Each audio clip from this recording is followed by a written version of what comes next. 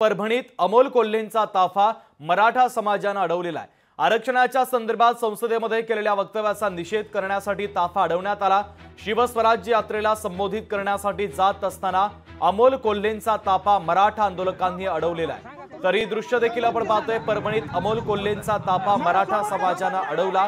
आरक्षणासंदर्भात संसदेत केलेल्या वक्तव्याचा निषेध करण्यासाठी ताफा अडवण्यात आलेला आहे। तर ताफा अडवला आणि त्यानंतर मात्र मराठा आंदोलकांनी अमोल कोल्हे यांच्यासोबत संवाद देखील साधला।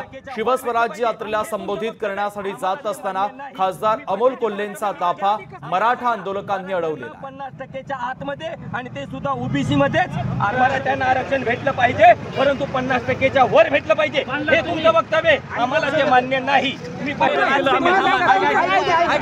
विचारलं पक्षाचे नाही तुमचं भूमिका विचार। हां बोला बोला सांगा। लोकशाही मराठी ऐका, पहा, जागरूक रहा।